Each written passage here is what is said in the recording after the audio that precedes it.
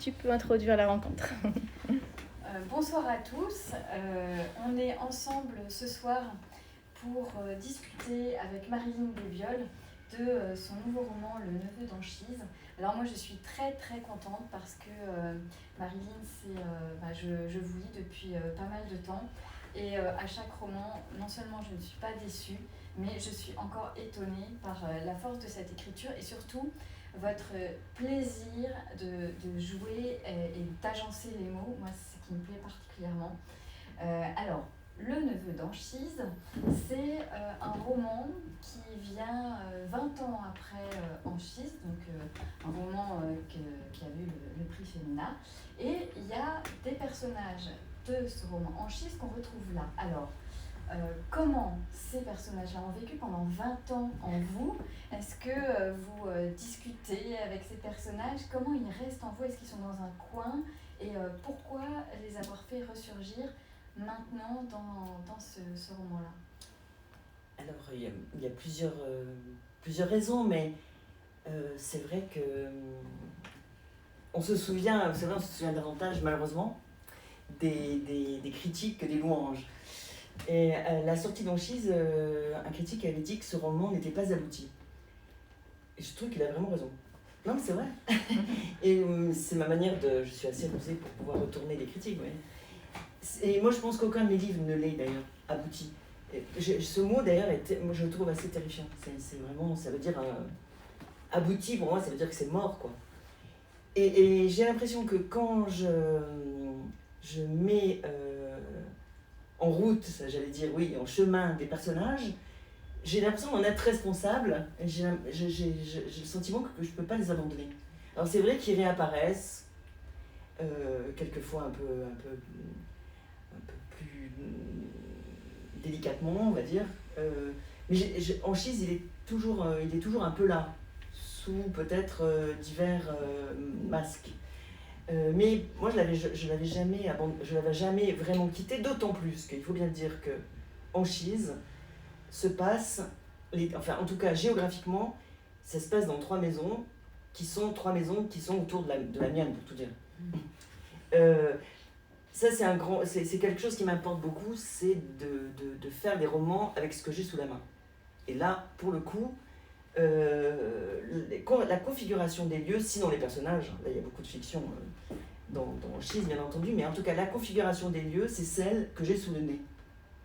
Et il se trouve que en 20 ans, ça a changé. Et dernièrement, il y a eu une déchetterie qui a été construite et qui a un peu bouleversé la donne du paysage.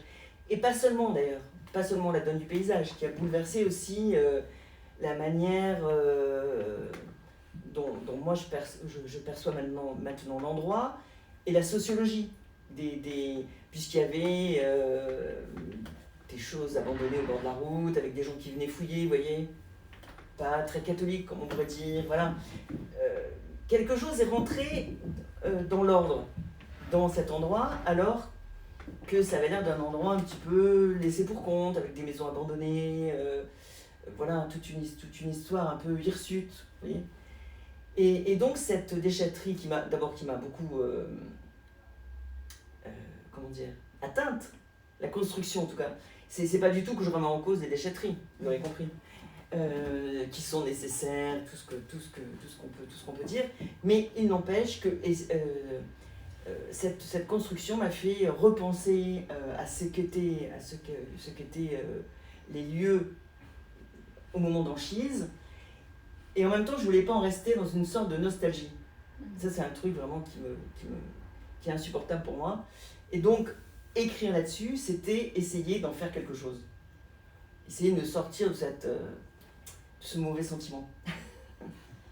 Alors Anchise, c'est un vieil apiculteur. Il y a une scène inaugurale dont on ne parlera pas parce que je trouve qu'il faut la laisser vierge à la lecture, enfin c'est mon sentiment, mais qui est très forte. Et le neveu, c'est Aubin, donc il est issu d'une famille modeste, et il y a cette étrangeté, cette incongruité de son prénom, Aubin. Pourquoi ses parents l'ont-ils prénommé Aubin et pas Ryan, Kevin, etc. Et par conséquent, il se pose la question, mais d'où je sors? Et ce qui est très très intéressant, c'est que cette incongruité, à la fois le met à l'écart et à l'abri. Alors, qu'est-ce que c'est que cette... est-ce qu'il est en quête d'une filiation? Est-ce que précisément il y a une espèce de jouissance à être à l'écart de la part d'Aubin? Et est-ce que ça provient de son prénom ou d'autre chose? Je voudrais d'abord revenir sur ce que vous avez dit tout au début de votre question, sur ces 2 pages. Alors, tout ce que je vous ai dit au début, c'est vrai, mais en vérité, tant que je n'ai pas écrit ces 2 pages, rien n'existait. C'est vraiment parce que j'ai écrit ces 2 pages que le roman a existé. Mais alors, vous les avez écrites, ces 2 pages, justement, pour reprendre ces personnages, vous les avez écrites? Je les ai écrites, en vérité,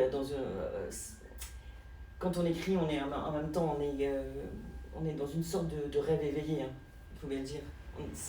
Tout ce que je vous dis maintenant, c'est a posteriori. La vérité vraie, et si je suis honnête avec vous, c'est qu'au début, je savais pas où j'allais, tout simplement. C'est vrai qu'il y avait cette déchetterie qui m'obsédait, c'est vrai que tout à coup, j'ai perçu la nécessité donc, de revenir, mais en même temps, ces 2 pages, pour moi, elles ont été fondatrices. J'ai écrit ces 2 pages, je me suis dit, bon, je dois en faire quelque chose. Voilà. Donc c'est pour vous dire que vous avez bien lu, oui. et puis, évidemment, Anchise, par exemple, c'est né aussi parce que j'ai trouvé le nom d'Anchise. J'ai trouvé le nom d'Anchise, mais dans l'annuaire. C'est pas du tout parce que je me suis dit, tiens, oui, Anchise, c'est le personnage mythologique, parce que c'est vrai que moi j'ai été, comme beaucoup de gens de mon âge, obsédée par, illuminée, éblouie par la mythologie que l'on a appris en 6e, je crois bien. Mais je l'avais complètement oublié, ce personnage. Alors peut-être que je l'avais oublié, que des choses me revenaient comme ça, mais je peux vous assurer qu'en vérité, je suis allée vers cette histoire, vers cette légende d'Anchise, et non pas le contraire. J'ai trouvé le prénom dans l'annuaire, et puis je me suis aperçue plus tard avec stupeur que Anchise, donc c'est il a eu une histoire d'amour avec Aphrodite, et Zeus l'a puni en le rendant boiteux. Mais je ne le savais pas au début, enfin en tout cas je n'en étais pas consciente. Et cette histoire de rêve éveillé, pour moi c'est quand même très, très fort et très important de le souligner. Parce qu'on a l'impression, quand on parle a posteriori, on a l'impression qu'on domine tout, ce qui est complètement faux. et Aubin, c'est un peu pareil. Enfin, c'est un adolescent. Hein, c'est un adolescent, voilà. C'est vrai. C'est aussi une manière de reprendre les choses, comment dire, de les réactiver par la jeunesse du personnage. C'est un autre regard en fait. Oui, c'est une manière de sortir les choses, oui, de cette espèce de torpeur dans laquelle elle pouvait tomber parce que j'étais en colère au fond, ou parce que j'étais triste ou en colère de ce changement un peu violent, quoi. Et Aubin, au fond, le nom, d'abord parce que ça commence par A aussi, il est de la famille d'Anchise, vraiment. Mais de la famille d'Anchise, non pas par le sang, mais par sa marginalité. Alors c'est vrai que c'est un leitmotiv du livre, il est à l'écart de sa famille pour beaucoup de raisons, qui est une famille de gens, comment dire, de gens de peu, je sais pas comment on peut les qualifier d'ailleurs, c'est assez difficile. Mais bon, il est à l'écart pour beaucoup de raisons, mais son prénom, enfin, un roman c'est quand même des mots, quoi. Pour moi les prénoms c'est fondateur, hein, dans un livre, les personnages, le nom des personnages, ils portent beaucoup de choses. Encore une fois, que j'ignore quelquefois, comme dans Anchise. Aubin, bon, mais c'est aussi... c'est l'aube, hein, c'est la blancheur. Il est d'ailleurs, je me suis rendu compte, mais après coup, qu'au fond, parce que Anchise, donc, il est en perpétuelle deuil de sa très jeune femme qui est morte au début de la guerre et qui s'appelle Blanche. Donc au fond, Aubin... Ça aussi, c'était pas conscient du tout. C'était pas conscient, mais moi je pense que les mots en savent plus que moi, d'une certaine manière. Ils me mènent un peu par le bout du nez. Aubin, il a à voir avec Anchise, mais avec Blanche, bien entendu, parce que ça veut dire tout simplement c'est l'aube, c'est Alba. Aubin, c'est la blancheur. Voilà. Et il a à voir avec Blanche. Donc, encore une fois, pas du tout par le sang, par le nom, et aussi par la marginalité de ces personnages, mais aussi par l'histoire d'amour. Puisque Aubin, finalement, il va être lui aussi dans l'éblouissement. Alors justement, il est traversé par plein de sentiments qu'on peut rapprocher de l'adolescence, mais pas que. C'est-à-dire qu'il y a un sentiment de rage qui l'habite, de dégoût aussi, parce qu'on parlera de la figure de la mère, parce que je trouve que c'est vraiment intéressant en fait ce rapport-là, et son regard en fait sur la mère. Donc il y a aussi le sentiment de dégoût.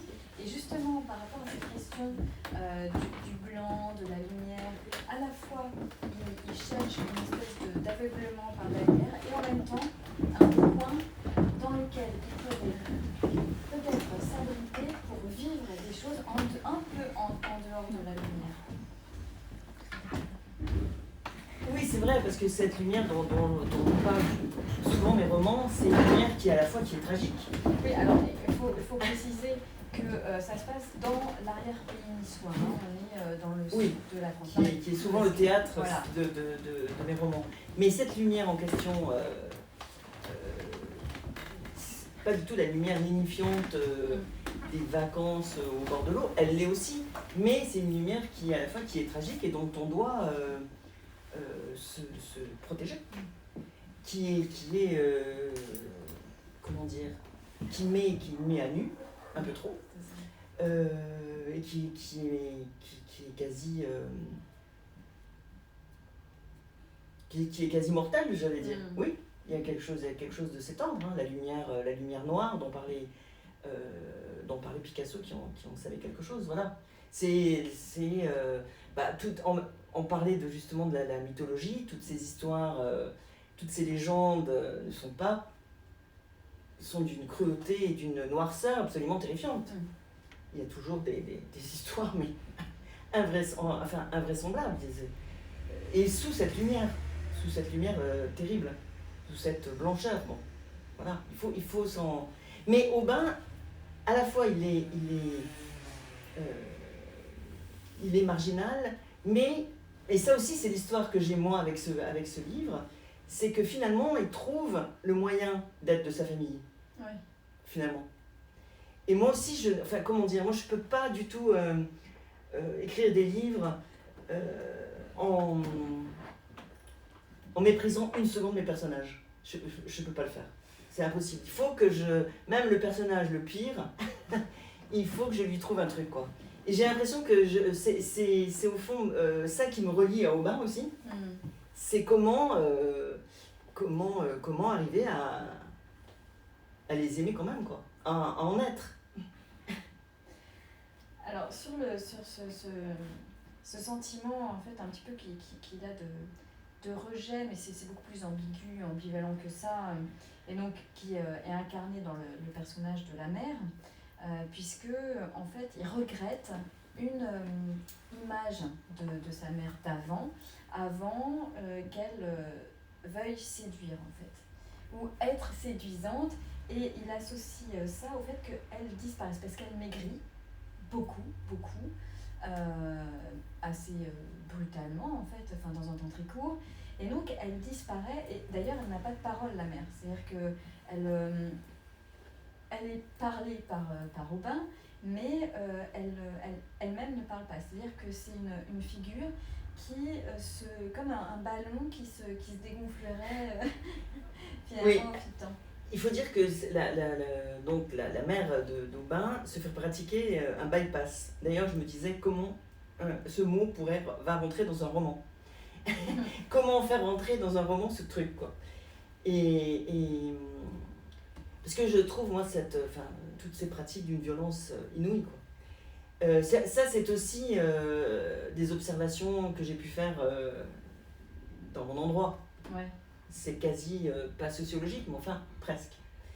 Oui, parce qu'il faut pas, et pardon, hein, mais il faut préciser que elle est caissière, donc elle a pas, on se dit bon, elle n'a pas forcément les moyens non plus de, enfin voilà, et que, mais elle met tout son être en fait pour le coup dans cette opération pour parvenir à un résultat. Oui. Et que c'est très, enfin, je sais pas, mais ça a l'air d'être très courant toutes ces coquines. C'est très répandu, oui, de fait. Ouais. Ça, de fait, ça, je n'ai rien inventé. Parce que pour écrire une fiction, il faut que tout ce qui n'est pas fictionnel soit le plus... donc, moi, je dirais que j'écris des fictions documentées. Mais très documentées, alors, parce que cette partie-là, je ne la... je m'y applique beaucoup. Parce qu'on ne peut pas inventer ce genre de choses. C'est pas possible. Donc ça, je me suis beaucoup documentée là-dessus. Et parce que aussi, je connaissais des gens autour de moi qui avaient pratiqué ce genre de choses, qui sont en état de grande souffrance, et puisque je me suis rendu compte aussi que c'est dans les campagnes qu'il y a le plus d'obèses, il faut bien le dire. Par exemple, le métier de caissière, il y a énormément d'obèses, énormément de femmes qui pratiquent ce bypass, pour lequel il faut d'ailleurs encore grossir pour pouvoir être remboursé. Parce qu'il faut passer un certain seuil d'obésité, mais c'est des trucs aberrants, quoi. Et là aussi, j'avais pas envie, c'est pas que j'avais pas envie. Mon regard n'est pas d'au-dessus, ce qui vraiment serait terrifiant. Je trouve que justement, la famille d'Aubin, donc et singulièrement sa mère, est doublement victime. Ouais. Elle est victime parce qu'elle vit à la campagne, elle est caissière. On sait aussi que l'obésité touche plus les gens modestes à la campagne, donc elle a tout ce qu'il faut pour être obèse, si on peut dire. Et en plus de ça, doublement victime, puisque un, elle est obèse, deux, il y a ce regard sur les obèses qui l'amène à se faire pratiquer un bypass, ce qui est maintenant d'ailleurs ça s'est déjà dépassé, ça s'appelle déjà autrement, donc bref, en fait c'est la même histoire. Et ça, je trouvais, j'ai déjà parlé des gens modestes, d'Anchise, mais là c'est encore autre chose. C'est une violence faite doublement au corps que je trouve vraiment terrible, quoi. Et au fond, Aubin, il trouvait que sa mère était très belle quand elle était grosse, pour dire les choses simplement. C'est comme ça qu'elle lui apparaît. Donc, c'est moi aussi qui regarde à travers les yeux d'Aubin, évidemment, et qui voit la beauté de cette femme se réduire à néant par cette pratique qui est vraiment violente, quoi. Qui est non seulement qui est violente, mais qui blesse le corps, qui fait que toute sa vie on va avoir un régime, que c'est irréversible. C'est un truc qui me paraît vraiment dingue, quoi. Oui, parce qu'en fait, ça n'a pas un effet uniquement sur son corps. Non. C'est-à-dire que ça a un effet aussi sur sa vision d'elle-même, et sur sa vision du monde, sur sa vision, sur le regard qu'elle porte sur son fils, puisque en fait, son fils, Aubin, donc, a le sentiment qu'elle s'oublie, mais elle l'oublie aussi. C'est-à-dire qu'il n'y a plus d'ancrage en fait dans le réel, dans la chair, quoi, finalement. Et c'est ça qui le met à distance, en fait, lui, Aubin. Enfin, c'est ce que moi j'ai senti à la lecture. C'est-à-dire qu'il essaye de se détacher du gouffre que représente l'expérience de sa mère, en fait. Et de se retenir, justement, en fait. Il essaye de se retenir à quelque chose de tangible, mais... Et donc ça pourrait être la maison d'Anchise, qui est un personnage à soi seul, en fait, mais qui a été rasée justement Pour la déchetterie. Pour la déchetterie. Pour y construire la déchetterie. C'est un personnage, cette maison, qui est présent-absent et en même temps auquel Aubin tente de se raccrocher parce que finalement c'est quelque chose de presque plus tangible que sa mère. Exactement. Anchise, oui, Anchise, donc c'est le grand-oncle d'Aubin. Il a à voir avec cette famille, mais en même temps, sa famille, il a toujours tenu pour négligeable, méprisé, puisque c'était une sorte de vieux fou apiculteur qui était, comment dire, taciturne, c'est le mot qu'on puisse dire, taiseux, etc. Donc sa famille, il a toujours... Mais dans le dos de sa famille, si on peut dire, alors Anchise est mort quand Aubin avait 5 ans. Et à ce moment-là, Aubin est allé jouer dans cette maison, qui était une maison abandonnée. Elle était quasi abandonnée d'ailleurs, même du temps d'Anchise, puisqu'il ne faisait jamais aucun travaux et que la maison lui croulait littéralement dessus. Donc c'est une espèce de maison ouverte et qui contraste d'ailleurs singulièrement avec ce que j'ai pu observer aussi comme changement dans le paysage que je connais, outre cette déchetterie qui était bouquet, si je veux dire, c'est que tout s'est cloisonné. Toutes les maisons maintenant sont clôturées.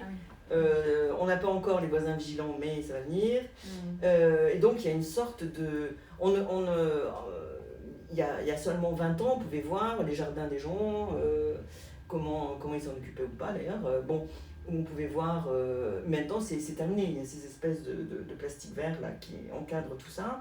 Et donc il y a une sorte de cloisonnement qui d'ailleurs fait écho à ces compartiments de la déchetterie, où tout est bien, c'est plus la décharge, hein, c'est la déchetterie, tout est bien propre, chaque chose est jetée et jetée où il faut. D'ailleurs, je disais, auparavant dans les décharges, on voyait des gitans, on voyait des gens qui avaient besoin qui en avaient le goût d'ailleurs, ou qui avaient besoin de trouver des choses dans les décharges, ou des artistes. Je le dis d'autant plus que mon mari est artiste et qu'il y allait. Et quelqu'un me dit, oui, mais maintenant ils mettent les objets un peu bien, ils les mettent de côté. Non, ce n'est pas ça, trouver des choses dans une décharge, c'est... voilà, donc tout ça est, comment dire, bien rangé, et ça fait écho à ce paysage de maison maintenant qui est aussi bien rangé, avec quand même quelques troubles, hein, tant mieux. Mais bon, voilà, il y avait cette espèce de garage aussi dont j'ai parlé dans Machin, par exemple. Il y avait une espèce de garage qui était en bord de route, il y avait plein de... J'en ai pas parlé dans Machin, c'est-à-dire c'est le garagiste plutôt qui m'a donné des clés, c'est le cas de dire, pour parler du garage qui a dans ce livre. Et c'était un foutoir total, il y avait plein de voitures qui... Bon, maintenant, on donne des amendes. Voilà, tout est bien rangé, tout a l'air normé, tout a l'air comme il faut, alors que vraiment pas, quoi. Mais il y a cette espèce d'idée, et la maison d'Anchise, avec ce qu'elle avait de foutraque, était pour Aubin une sorte oui, d'île au trésor, où il a trouvé d'ailleurs la fameuse trompette. Il trouve une trompette. Bon. Donc c'est ça aussi qui le relie à Anchise. C'est ce monde un peu, oui, un peu désordonné, cette espèce de béance, de questionnement. C'est pas pour autant qu'il sait qui est Anchise, etc. Mais il a joué là, et le fait d'avoir joué dans cette maison le rapproche singulièrement d'Anchise. Parce que c'est en fait, il recrée un récit du monde aussi, Aubin, en fait. Hein. Et l'espace de la maison, même si c'est après aussi un espace fantasmé, etc., bien sûr, lui permet de créer un récit.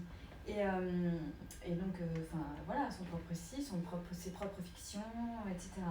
Et il y a une incarnation, donc un autre personnage dans votre texte, qui est Adèle, et qui lui aussi raconte des histoires, mais qui est un personnage qui est très très ambivalent aussi.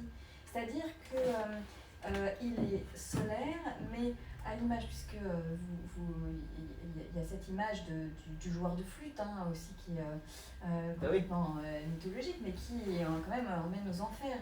Donc c'est un personnage très ambivalent, mais qui a la vertu de créer des récits aussi. Oui, et c'est le gardien de la déchetterie. Ouais. Pour moi, Adèle, c'est celui qui sauve la déchetterie d'une certaine manière. Un personnage complètement de fiction, bien entendu. C'est l'autre aussi, hein.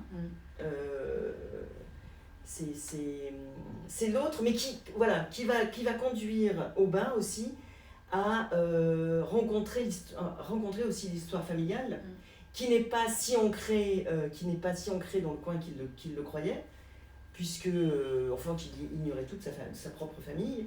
Et c'est Adèle aussi qui, en lui racontant toutes sortes d'histoires comme il sait le faire, va permettre aussi à la grand-mère d'Aubin, par exemple, de dire que sa propre famille vient d'ailleurs, d'Italie, que ce sont aussi des immigrés, puisqu'Adèle est d'origine algérienne, même s'il est né en France. Hein. Voilà. Donc c'est cette rencontre-là, alors que la famille d'Aubin manifeste des sentiments racistes, c'est moins qu'on puisse dire, que Aubin se méfie beaucoup et ne veut pas, dans un premier temps, inviter Adèle chez lui, mais en même temps, c'est ça qui va déclencher, qui va faire que il va connaître quelque chose de sa propre famille. C'est en cela qu'il va pouvoir peut-être se rapprocher d'elle. Hein. Le livre ne résout pas toutes les questions, c'est le moins qu'on puisse dire. Mais il y a cette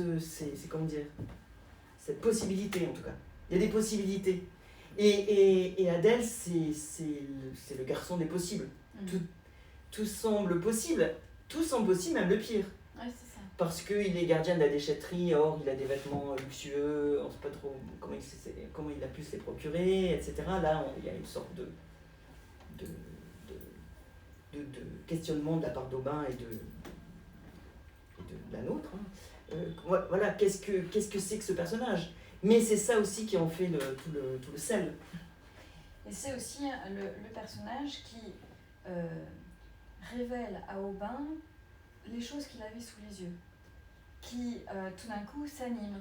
C'est-à-dire que la trompette dont vous avez parlé et qu'il trouve dans la maison d'Anchise, dont il avait fait un objet de décoration, il rencontre Adèle et la trompette n'est plus du tout un objet de décoration. Tout d'un coup, elle va presque s'animer. Oui, alors ça, c'est la rencontre avec Adèle. Il rencontre là aussi la possibilité de la musique, qu'il avait pratiquement, qu'il ignorait complètement, au fond. Et il ignorait surtout qu'il pouvait jouer d'un instrument. Ça lui paraissait hors de portée. Or là, évidemment, il va faire avec les moyens du bord, hein. Mais par le désir que suscite en lui Adèle. Hein. Oui, ça, il y a un désir trouble. Oui, voilà. Presque pas trop. Un désir en tout cas.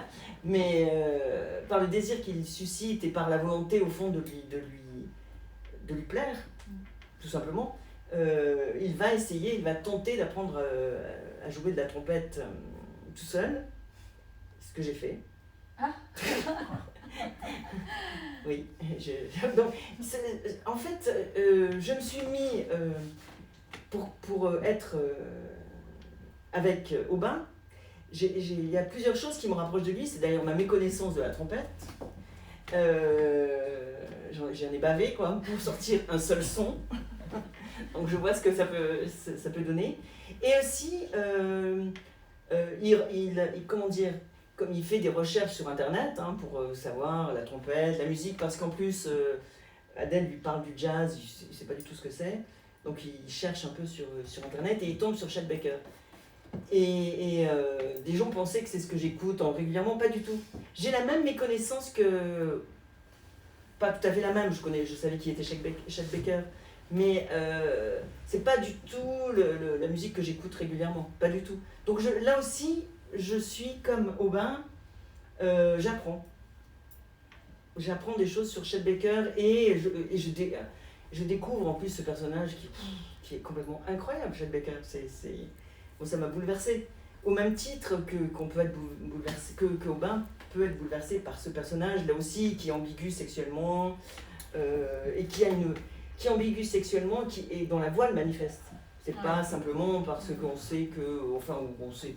C'est vraiment sa voix qui est féminine, enfantine, qui est tout à la fois, quoi. C'est vraiment quelque chose qui m'est apparu. Il y a toute cette ambiguïté et puis cette destinée complètement folle de Chet Baker, quoi, qui m'a bouleversée quant à moi. Et qui, au fond, c'est marrant parce que ces destinées tragiques, très dures, et comme elle nous donne du courage, bizarrement. On se dit, on peut, enfin comment dire, on est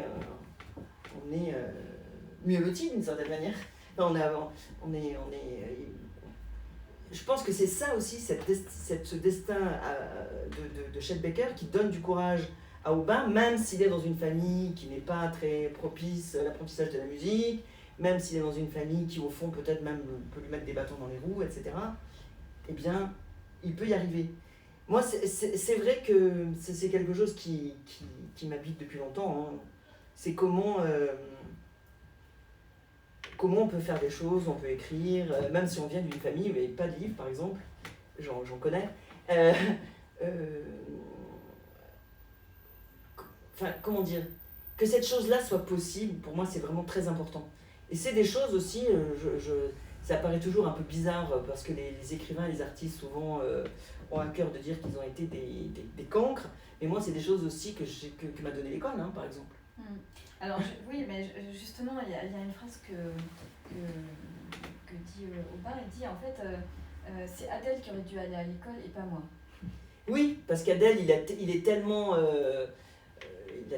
Adèle, il est un tout petit peu plus vieux que Aubin, mais à peine, hein, puisqu'il peut travailler à la déchetterie.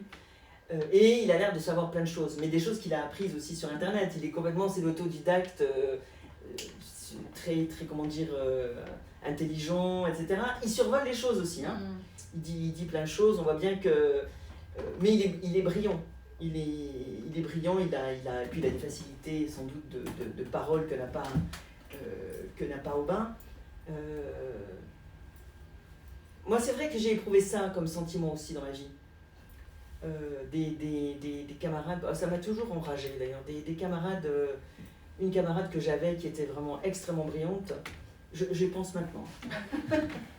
Et une camarade qui était extrêmement brillante et qui était qui avait des notes absolument incroyables et tout, qui voulait faire médecine.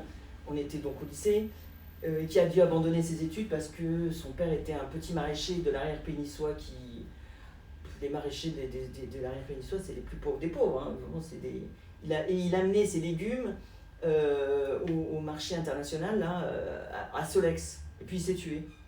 Donc elle a dû abandonner ses études. Moi j'avais trouvé ça... c'est pas exactement la même chose, mais c'est cette injustice-là, oui. Dans la rage de mes personnages, il y a évidemment la mienne aussi.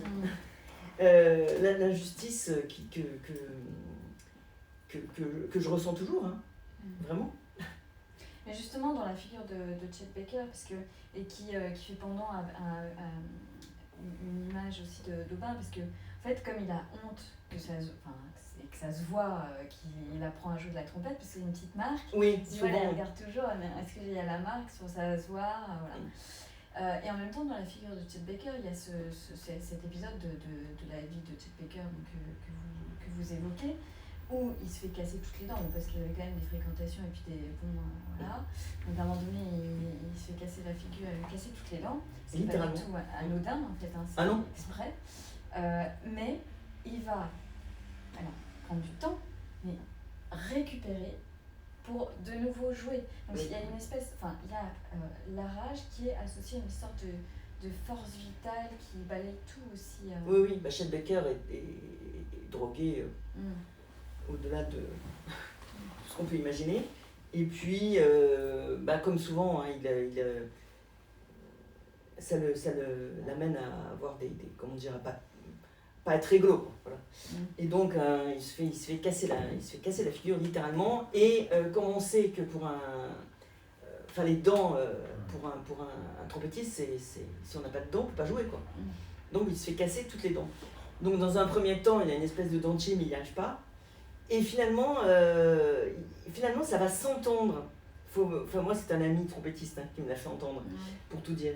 Il y a une espèce de... Du coup, après ce cassage de gueule, quand il arrive finalement à jouer de nouveau et à être... comment dire, à retrouver son brio d'antan, on entend une sorte de souffle et qui est très très émouvant, quoi. En fait, il arrive à transformer ce handicap majeur de ne plus avoir de dents par le jeu, comme une sorte d'âme supplémentaire, quoi. Ce souffle léger qui s'entend et qui est poignant, quoi. Alors, d'ailleurs, c'est aussi parce qu'il n'a plus de dents qu'il chantera un peu plus au début. Oui. Et donc, il y a cette voix qui est comme un filet de voix. C'est pas une belle voix, mais c'est plus que ça, quoi. C'est poignant. Et il arrivait à transformer son handicap, sa tragédie personnelle en quelque chose de beau, quoi. C'est quand même, moi, ça m'habite beaucoup, oui. Ça me fait vivre, je pense, oui. Et puis, le jazz, et ce que découvre aussi Aubin, c'est l'imperfection. Et donc, ce qui est de l'ordre de la vie, là où la quête de sa mère, c'est l'exact inverse, en fait. C'est-à-dire la quête d'un corps qui serait un corps, bon, pas forcément parfait, mais au moins vraiment normé, donc qui serait proche de ce qu'on pourrait appeler la perfection. Oui. Ça, c'est la mort. Alors que le jazz, il y a justement quelque chose qui échappe complètement, quoi. Oui, j'y avais pas pensé, mais c'est vrai que non seulement Chet Baker se fait casser les dents, mais en plus il s'en les dit, c'était un très beau gosse, vraiment. Et il s'en les dit, ça par ses pratiques, par la drogue, hein. Il vieillit prématurément, il est ridé à mort, il devient affreux, quoi. Mais, comment dire, enfin affreux selon ses normes, mais je n'avais pas pensé à cette mais en effet, oui, c'est vrai. Il a pas cette quête, ou plutôt il se défait même de cette beauté de magazine, hein, puisqu'on l'avait souvent photographié, parce qu'il est magnifique, le beau gosse, quoi. Il se transforme en endossant, oui, cette laideur, cette souffrance, au fond, qu'il a. Il la porte sur son visage, oui, tout à fait. Et c'est vrai que... mais j'avais vraiment pas pensé à ça. Hein. Mais c'est vrai, oui. Parce que, il y a ce dialogue entre la vie et une idée de la beauté, etc. Et qu'on retrouve donc dans le paysage, si on revient sur la question du paysage, donc la déchetterie, qui n'est pas la décharge. C'est-à-dire que la décharge pouvait avoir quelque chose de beau, d'une certaine manière, en fait, pas la déchetterie. Parce que la déchetterie, justement, c'est très, très cadré, quoi. Oui. C'est ce que vous disiez tout à l'heure, en fait, parce que j'avais jamais pensé à ça. Mais, voilà. Oui, c'est aussi notre idée romantique de la décharge, hein, de la fleur qui naît sur un banc. C'est peut-être une vieille idée, au fond, que j'ai. Vous voyez ? Non, mais je peux m'interroger là-dessus. C'est une idée un peu romantique. Mais en effet, ce qui sauve, ce qui pour moi sauve la décharge, c'est précisément Adèle, hein, qui n'est pas non plus... qui est un personnage, comme vous dites, ambigu. C'est cette ambiguïté-là. Ça, le fait que, de toute façon, il y aura des gens qui vont s'occuper de cette décharge que je ne connais pas comme je connais Adèle. Hein. Mais bon, ça échappera à cette réglementation qui régit les déchetteries. Je pense que même il y a moyen de s'arranger. mais voilà, c'est parce qu'il y a au moins la liberté d'imaginer qu'il peut y avoir quelque chose. Même Oui, si finalement il y a rien. c'est aussi, je pense que la déchetterie, ça manifeste encore l'exclusion. L'exclusion, oui, de gens qui allaient se servir dans ces endroits-là. Et ça, on ne peut plus le faire, il faut avoir une carte, il faut être du coin d'abord, il faut avoir une carte, etc. Bon, ça, c'est encore une manière d'exclure, je vous dis, les gitans, bon, les artistes, on s'en fiche, mais oui, tous ces gens qui vivaient au fond, puis d'ailleurs qui récupéraient des choses là pour les revendre, pour les retransformer, pour les transformer, c'est ça aussi. Qui était intéressant dans la décharge, que moi je ne fréquentais jamais. Hein. C'est pas du tout mon truc. Mais il y avait moyen de transformer les choses. Voilà, de cette idée que. Et ça disparaît un peu, oui. Beaucoup. Donc on l'a pas forcément dit comme ça, mais votre écriture est vraiment empreinte du paysage. On a parlé de la lumière, etc. Donc quelque chose de parfois très aveuglant. Mais il y a ce jeu. Alors c'est pas du tout la question des jeux de mots, hein, mais de jouer avec les mots. Oui, ça, je vous remercie de le dire parce que en effet, c'est pas des jeux, ce ne sont pas des jeux de mots. Pas du tout. Mais il y a, ils se répondent, ils se font en écho, ils roulent. Moi j'ai l'impression quand je vous lis de voir les mots bouger en fait. Voilà. Donc c'est assez, c'est très étonnant et il y a quelque chose de, vraiment de très très gourmand en fait dans votre rapport aux mots et je me demandais si c'était quelque chose qui avait toujours été en fait ce goût pour les mots en fait. Oui, ça vraiment. Et d'ailleurs comme je disais au début, les mots bougent, mais ils me font bouger aussi. Moi, j'ai le sentiment vraiment que je dois faire confiance aux mots et qu'ils vont me porter plus loin. C'est pas moi j'ai l'impression de me faire mener par eux, mais vraiment, c'est pas une posture. Et donc c'est vrai que cet état dans lequel met le roman, pour moi, est majeur, quoi. C'est une sorte de... Je dis pas du tout que je suis pas dans une transe, etc., mais c'est une sorte de... C'est comme si ça mettait dans un état d'hyperlucidité, au contraire, mais avec un... je sais pas comment dire.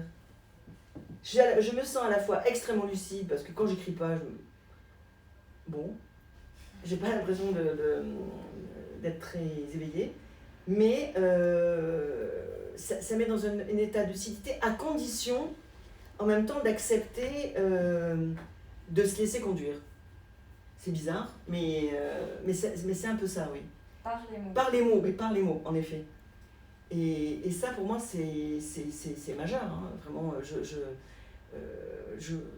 je sais pas. En effet, quand je commence un roman, même si je peux donner l'impression maintenant que je domine toute la situation, je ne sais pas du tout où je vais, mais pas du tout. Et c'est même ça qui est excitant, en vérité. Moi, j'ai l'impression et c'est pas qu'une impression, les mots sont plus grands que moi dans la mesure où ils portent toute une histoire, ils portent une étymologie, ils portent aussi une histoire du monde, hein, mais aussi leur étymologie, ouais, ils ne m'appartiennent pas en vérité. C'est pour ça que la question du style, oui, c'est mon style, mais j'ai l'impression aussi que ce sont je suis débordée un peu. Moi, je me sens débordée par les mots, vraiment. Et j'ai l'impression d'une sorte de, comme au bain courant dans le paysage, j'ai l'impression d'une sorte de course comme ça, avec des mots qui me sont pas toujours propres, oui, qui me sont même étrangers, je dirais, et que je chope un petit peu comme ça, pas du tout au hasard, hein, parce qu'au bout d'un moment, non, tout ce que j'ai déjà écrit, c'est pas au hasard, mais je maîtrise pas totalement la situation, voilà, encore une fois, je peux pas dire vraiment mieux, je suis un peu assaillie, quoi. Est-ce que vous pensez que cette... c'est une question très, très, très compliquée, mais quelle peut être l'entrée dans la littérature auprès de jeunes de jeunes gens, de jeunes enfants, etc. Mais par là, moi je trouve. Par les mots. Mais complètement. Enfin, moi, il me semble que quand j'ai eu affaire à des gens très jeunes, je trouve qu'au contraire, ils sont très, très sensibles à ça. Très sensibles aux mots, ça les fait rire. Hein. Moi aussi, moi souvent je ris dans mon bureau. Non, mais vraiment. Même si les histoires sont parfois tragiques, je ris pour une trouvaille d'un mot, etc. Je ne veux pas dire que c'est long. Mais moi, je pense que les enfants, c'est quelque chose qui peut les toucher, au contraire. Bien sûr, l'histoire, bien sûr, les personnages, mais aussi même le nom des personnages. Hein. Les enfants, pour les enfants, c'est très important. Je pense que les mots, vraiment, oui, leur côté charnel, leur couleur. Moi, je suis persuadée, les échanges que j'ai eus avec les enfants me donnent à penser que oui, c'est une entrée. Souvent, d'ailleurs, je trouve ça dommage de leur demander de réduire le livre à une histoire, de devoir faire des fiches. Bon, c'est important, hein. On est à l'école, on doit manifester qu'on a compris, mais il n'y a pas que ça, quoi. Je trouve que le roman, il perd de sa chair, il se vide un peu. Parce qu'on a un prof de français là. Oh mince. Au contraire, justement, je suis tout à fait ravi d'entendre ça.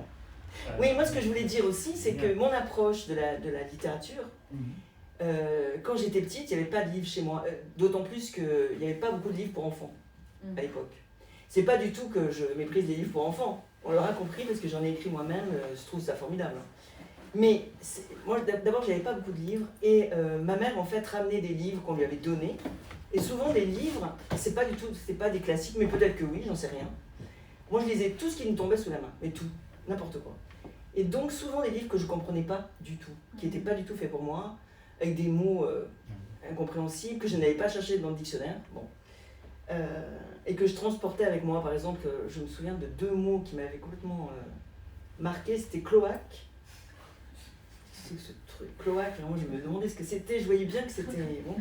Et le mot giron, qui me paraissait le mot le plus sensuel de toute la terre, mais je voyais pas du tout où ça se situait dans le corps, d'ailleurs. Bon. Et voilà, des trucs comme ça. Et donc mon approche de la littérature, c'est aussi que moi j'adore me laisser embarquer. J'adore ne pas tout maîtriser, encore une fois, même dans la lecture, et ne pas savoir exactement où je vais. Donc, moi je pense que tous les enfants peuvent être comme moi, quoi. Je pense qu'on peut se laisser... je trouve ça formidable de se laisser embarquer, de ne pas tout comprendre tout de suite, de partir sur l'eau, quoi. J'ai mon dernier sujet avec mes 5e. J'ai donné un sujet d'après Mondo et d'autres histoires de Le Clésio. J'ai inventé un sujet avec un personnage qui s'appelle Adèle, au féminin. Ah oui. Ouais. Et en donnant ce sujet, j'ai découvert plein de choses parce que les élèves, ils sont partis du Mouveau, etc. Non, c'est pas du tout ça. C'est pas du tout ça, c'était Angers. Pas du tout. Ouais. Et en fait, ils ont fait des interprétations, etc., mais qui sont différentes dans les copies pour dire pourquoi le personnage s'appelait comme ça, etc.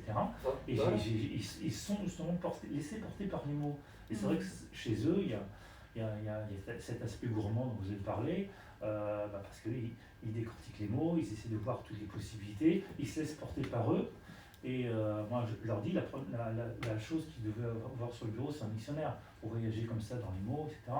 Ah oui. Et j'y lance, non seulement on étudie un petit peu rapidement quelques nouvelles, donc là, comprendre moins l'histoire, mais on se laisse embarquer à la fois par les personnages et par l'histoire. Et derrière, je ne leur demande pas un questionnaire pour voir s'ils ont bien compris qui est qui fait quoi, à quelle date, etc. Mais je les lance dans le récit. Et alors là, c'est génial. J'ai jamais eu autant de qualité d'écriture. On n'avait pas répété. Ouais, j'ai jamais eu autant de qualité d'écriture, par exemple, chez mes 5e, dans une classe qui m'a donné extrêmement de difficultés cette année, mais le niveau est extraordinaire. Alors, on dit niveau belge, etc. On est quand même dans le 15e, il y a encore pas mal de familles qui lisent, il y a une super librairie juste à côté de l'école, mais n'empêche que ça me quand même pose question quelque part de voir qu'en lançant à fond dans l'écriture, il y a des élèves qui ont un talent énorme et ils ont envie de raconter cette soif du récit en s'appuyant en tremplin sur en plus le Clésio. Et ben en fait, ça donne un niveau incroyable. C'est formidable, merci. Ouais. Mais moi j'ai remarqué souvent que qu'à l'école, par exemple, ceux qui se passionnaient le plus lors d'une rencontre, c'était précisément ceux qui étaient ceux qu'on aurait pu qualifier de cancres. Ouais. Qui tout d'un coup prenaient les choses autrement, quoi. J'ai rencontré une lectrice dans une station d'autobus, un jour d'attente interminable.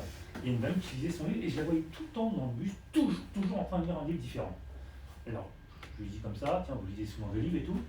Elle me dit, oui, j'ai repris la lecture parce que j'en avais été dégoûtée au lycée. Ouais. Oui, parce qu'on me posait des questions sur des choses extrêmement précises, de connaissances, à l'arrivée à se souvenir de telle ou telle chose, ça m'avait dégoûté la lecture. Et des années plus tard, la soif de lecture est revenue quand même, malgré le lycée, malgré les cours de français, et elle a fait cette soif-là de récit, voilà, au moins en lectrice, hein, et voilà, c'est revenu, heureusement. Mais combien on a perdu en route aussi avec une méthode où en fait on fait comme si c'était simplement des exercices de mémoire et des choses voilà, qui ne sont pas dans la dynamique du récit, tout cet élément où tout n'est pas maîtrisé, on est dans quelque chose qui passe et qui porte. Et porter avec franchise ou hantise, c'est pour ça. Parfois même inabouti. Oui, exactement. Parce que moi je pense que, alors ça c'est ma ruse personnelle, mais en effet je laisse toujours des petites ouvertures pour pouvoir continuer. C'est pas qu'il va y avoir Anchise 3, hein, mais bon, mais ça va continuer dans un autre livre, je pense. C'est comme, enfin c'est un peu comme ça aussi que la fin n'est pas maîtrisée non plus, pour qu'il y ait cette ouverture, peut-être pour le laisser pour le lecteur, mais aussi pour moi. Oui. C'est-à-dire que, vous laissez la liberté, en fait. Oui, alors ça, c'est vrai que ça trouble souvent les lecteurs. Alors, récemment, quelqu'un m'a dit, mais alors, là, à la fin, mais j'ai dû sortir tellement je savais pas, et tout ça. Bon, c'est marrant parce que, et je comprends peut-être très bien ça, hein, pour les gens, il y a un au-delà du livre. C'est-à-dire que ça continue, l'histoire continue, mais comment ça va? Est-ce que finalement, bon, je peux pas dévoiler la fin du livre, mais pour ceux qui n'ont pas lu, mais bon, est-ce que finalement, voilà. Et c'est drôle parce qu'en même temps, tout y est. Comment dire, cette dame avait peur pour un des personnages. Bon, il n'est pas ce qu'elle croit, c'est dans le livre. Mais c'est formidable aussi, comment la lecture permet de la faire continuer dans sa propre vie, parce qu'elle m'a dit qu'elle avait dû s'arrêter, qu'elle avait dû sortir. C'est formidable. Hein. Oui, ouais. Mais en même temps, ça l'avait secouée, donc bon. Et elle, comment dire, elle avait continué à faire vivre sa lecture en elle-même, précisément parce que c'était pas abouti. Mais moi, je trouve que, certains textes qui sont rares, etc., mais la lecture, ça peut être quelque chose de très physique. Ah oui, mais l'écriture aussi, d'ailleurs. Écriture et lecture, mais bien sûr, c'est très physique, oui. Voilà, parce que parfois, encore une fois, c'est quand même rare, mais parfois, la réaction physique, elle peut être très, très, très violente, en fait. Donc, je comprends aussi le fait de, à un moment donné, devoir mettre de la distance pour mettre, en fait, le livre pour se protéger, quoi. Oui, je comprends. Mais c'est marrant, moi j'ai l'impression de faire d'exercice. On pourrait parler du métier, mais en tout cas, j'ai l'impression que je fais quelque chose de manuel, bizarrement. Ça paraît un peu fou. C'est vrai que j'écris à la main, mais enfin ça suffit pas. Mais j'ai pas l'impression, par exemple, quand on me classe dans les intellectuels, j'ai un petit doute, quoi. J'ai une petite. C'est pas du tout que je méprise les intellectuels, loin de là, mais enfin comment dire, ouais, j'ai l'impression de faire quelque chose de physique, en tout cas. Ce qui est de l'ordre aussi de la respiration, qui met en œuvre la respiration. Moi, par exemple, j'ai l'impression d'être plutôt une sprinteuse qu'une coureuse de fond, par exemple. Et j'ai l'impression que ça se traduit dans le livre. J'ai l'impression que c'est quasiment une donnée physique. Je sais pas si vous avez certains d'entre vous ont des questions pour Marilyn, ou des remarques, enfin pas forcément des questions d'ailleurs, mais juste des remarques. Quelqu'un qui a lu le livre? Des questions sur la fin, mais vous avez déjà un peu répondu sur le possible Anchise 3.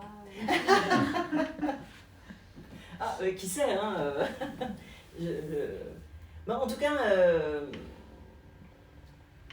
moi, c'est peut-être pas Anchise 3, mais ils vont réapparaître, ces personnages. Une forme de continuité, même si c'est pas la même histoire. Oui. Mais d'ailleurs, à un moment, c'était un... Enfin, il y a eu un moment où comment dire, c'était des livres qui par exemple, s'appellent Dans la route, ou etc., où je reprenais tous les personnages. Je me suis dit, là, ça va exploser, quoi. Enfin, j'avais le sentiment qu'il fallait que je reprenne tous les personnages, que je ne devais pas les laisser en route, justement, et qu'ils devaient tous réapparaître. C'était extrêmement jouissif et fou, quoi. Mais oui, moi j'ai le sentiment que j'en suis responsable. C'est pas du tout que je crois que le personnage, vit sa vie propre, etc. Hein. C'est pas ça. C'est que... oui, c'est que je suis responsable de ce que je lui ai fait porter, quoi. Comment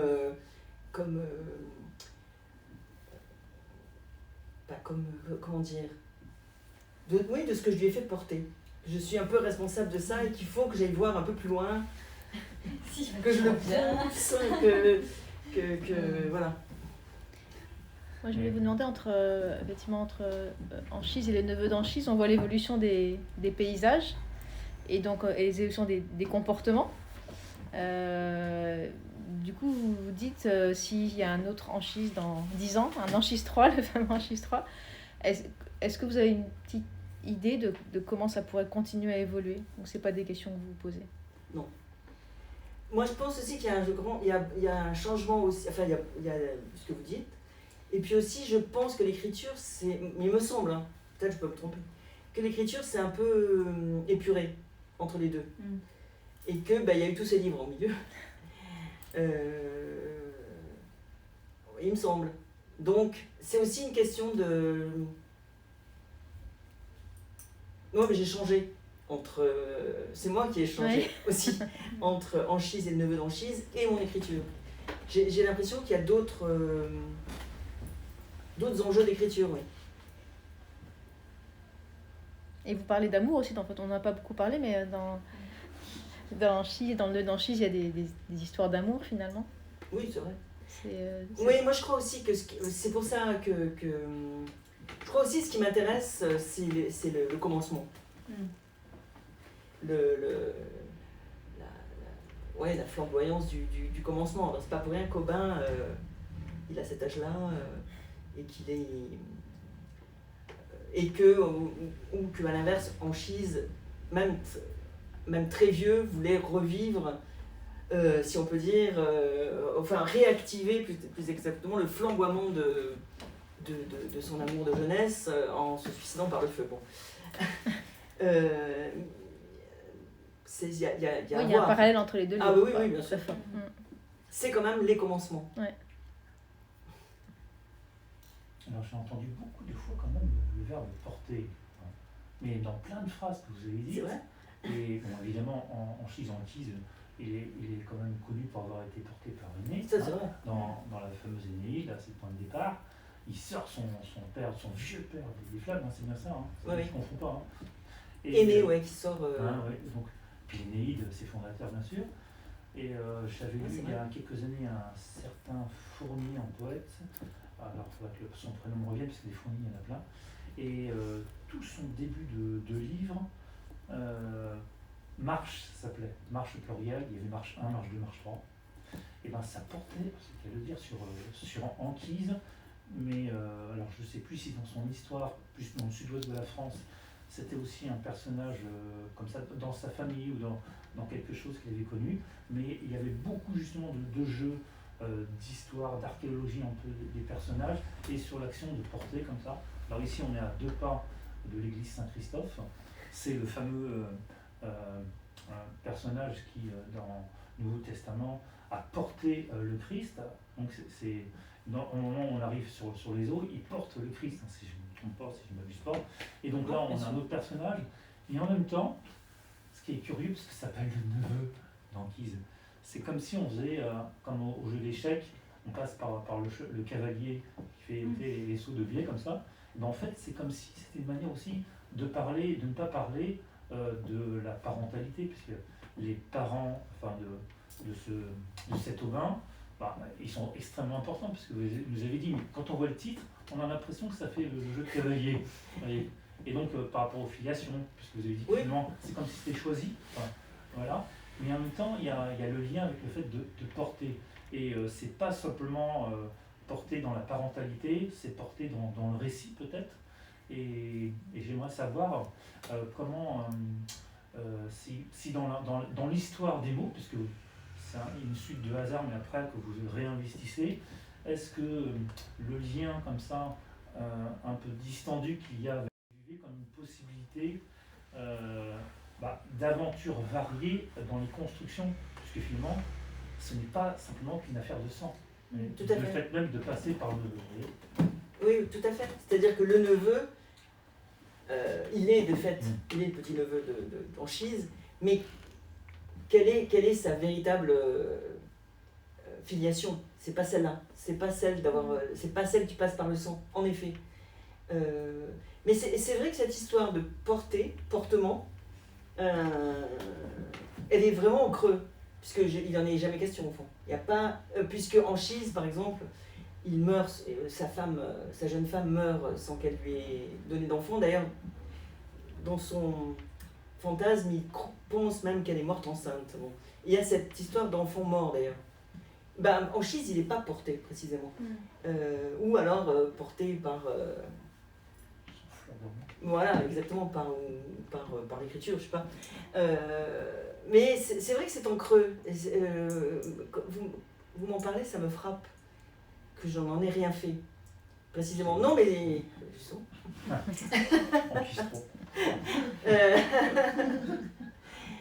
oui, non, mais il y a des choses aussi qui me demeurent obscures. Non, mais c'est vrai. Qui le demeurent même après ces deux livres. Hein. Et le neveu, oui, en effet. Bon, c'était aussi une manière de... Ça faisait écho au neveu de Rameau. Hein, donc, il y a plein de livres qui s'appellent Neveu. Exactement. Exactement. Et le neveu, c'est quand même une figure étrange, familialement. Hein. Qu'est-ce que c'est que cette chose-là? Qu'est-ce que c'est que cette position? Justement, puisque vous parlez d'échec. Qu'est-ce que c'est que cette position et qu'est-ce qu'on en fait? Il y a plus de neveux que de nièces d'ailleurs en général dans la littérature. Ça c'est vrai, bon alors ça justement c'est peut-être à explorer aussi. Alors j'ai une question, alors, au moment où elle était posée, donc Fournet dit comment vivez-vous justement cette rupture, cet abandon de certains personnages. Donc c'est un moment où vous avez parlé de ça, désolée je pose la question un peu tard par rapport à ce que vous disiez. Comment vivez-vous cet abandon, comment vivez-vous cette rupture, cet abandon de certains personnages? Donc je pense que ça fait écho à ce que vous disiez à un moment peut-être sur le fait que vous laissez vos personnages. Abandonnés à un moment donné. Ouais, mais je me souviens plus à vrai dire. Porter tous les personnages une responsabilité incroyable. Ça c'est étonnant ça. Vous les portez vos personnages, parce que vous en êtes responsable quand même. Porter les personnages, oui, ou sur le dos. oui, mais peut-être aussi par comment dire. Les abandonner, c'est manquer de souffle d'une certaine manière. Mais on peut, ils auront d'autres chances. Et vous créez votre propre fardeau parce que ça, personne ne vous oblige. Exactement. Exactement. Ça, mais complètement. Ça, personne m'avait rien dit. M'avait dit tu peux écrire, puis après tu fais autre chose. C'est bien. Vous êtes comme aîné, mais il n'y a pas qu'un seul personnage, il y a tous les personnages. C'est vrai, mais. C'est un peu lourd. Mais bon, je pense qu'on est dans notre culture, je pense que le fardeau n'est pas anodin, n'est-ce pas? Mais ceci dit, je crée mon propre fardeau, et je ne voudrais pas que vous croyiez que je me place aussi dans la position d'écrivain qui souffre. Pour moi, c'est aussi une joie. C'est beaucoup de joie aussi d'écrire. Et quand je vous dis que je ris dans mon bureau, je ris par exemple de tout d'un coup parce que il me semble avoir fait une trouvaille. Bon, après, je peux avoir un doute sur cette trouvaille, mais c'est pas la question. Mais au moment même, c'est une joie, vraiment. Ce n'est pas qu'un fardeau. C'est une joie, c'est un fardeau. Comme chez Truffaut. Oui, il me semble. C'est vrai. Merci beaucoup, Merci. Marilyn, merci Merci à à vous. tous et merci à Sandrine. Merci Merci d'être venu beaucoup, et, pour cette invitation. Merci. et je Et vous en- merci à tous ceux qui nous ont suivis. voilà, et on vous encourage à lire Le Neveu d'Anchise et Anchise et les autres.